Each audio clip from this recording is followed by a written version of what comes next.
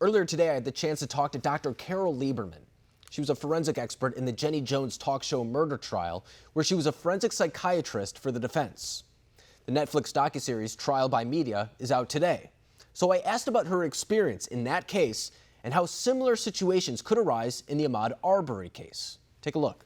Well, for one thing, I've been living this story for 25 years, starting from when I was testifying in his case and living through meeting with the family and meeting with John, meeting with him in jail and prison for all of these years, and still in touch with him today.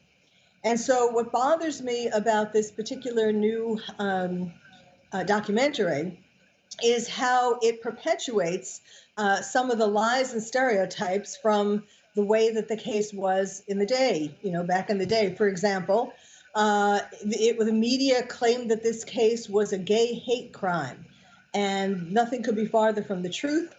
I was on the stand for a day, and I explained all about Jonathan Schmitz's life from his birth to the time that he shot Scott, of course, analyzing all of the frames of the Jenny Jones show, and explaining how basically the bottom line was he was being charged with first-degree murder. And so I had to explain how how he couldn't form the intent to kill. It was diminished capacity. And there were all of these things from his genetic predisposition to Graves' disease and mental illness, bipolar disorder, and child abuse. A whole myriad of things contributed to what was going through his mind at the time of the shooting. And of course, the foremost thing was being destroyed. It was all catapulted by the Jenny Jones show that was an ambush show. And so when it comes to that type of experience too, so your type of background, for example, makes you very unique when it comes to these type of situations because you're laying out the mental capacity behind an individual when it comes to these type of cases. Now, when you are facing someone such as a prosecutor or a defense person trying to combat those type of claims, what are they trying to do in order to kind of go against what you're saying or to paint what you're saying in maybe more of a abstract picture, saying that it's not necessarily fact, but something that is more corroborating with what we're talking about in a courtroom? Yes. In this case, for example, the prosecutor tried for the whole morning to get me disqualified by saying things like, that I was for example, I was a script consultant on soap operas. So he was trying to say that this is a soap opera. I'm just making this up. And that's why it is so important in every case to be able to explain the story, not a soap opera story, although this could be made into a soap opera, but so that the jury understands exactly what you're saying, what happened in this person's mind. You need to explain it in a way that they can understand it, that they can relate to things in their own life. And yes, of course, this was a case where the prosecutor thought it was going to be a slam dunk first-degree murder case because, after all, Jonathan Schmitz called 911 after he shot Scott. He called 911. There was no question as to who killed Scott. And I have been writing a book all of these years called Murder by TV, which will bring out the truth in both what's behind the justice system. In my time in the prisons and in the courts, I saw lots of things going on that people don't know about. And same thing with Jenny Jones. That's relevant today too, because even though there aren't really many talk shows per se today, there are reality shows. And the people who come on these shows also get ambushed. And so all of these things are really important for America to know. Plus, one of the things that bothers me about this particular documentary is that John is still alive. He spent 22 years in prison.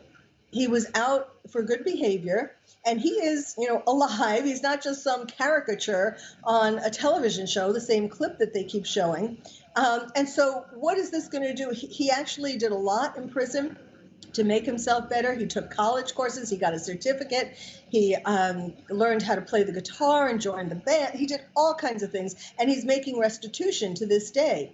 So it's really, we can't talk about this case or him as though this is something just in the history books. This is going to be how this shows about how it showed what happened is going to be affecting him today as well. And when I look at the case that you're talking about in the Netflix documentary, it actually brings about something that's happening in the news right now. The Ahmaud Arbery case right now is something that's been in the headlines a lot. It's something that's garnering national attention. And if we've seen anything like cases like this in the past, it is going to be something that becomes a little bit of a reality TV type of court case type thing. And I don't mean that to downplay the seriousness of it. I just mean that the public is very much so invested in these type of stories, the same way in the past they were, for example, the Trayvon Martin case. People want to follow these types of stories.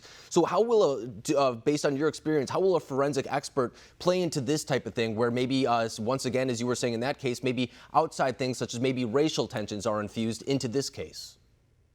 I think it's very good that cases are being able to be seen by the public.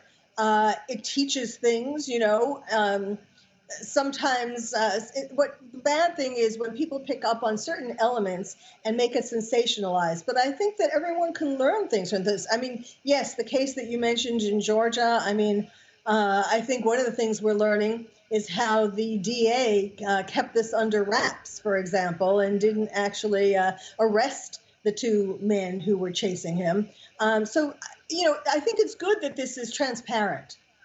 I think you're right to say that. And I think that usually when it comes to these type of things, I would be a little bit hesitant about outside public pressure being infused into a court case. It's something that usually has to be looked at through a vacuum. But when it comes to issues like this, it does speak about something larger. It speaks about a public movement where people are demanding change. This just happens to be a little bit of the proxy fight, if you will, when it comes to this.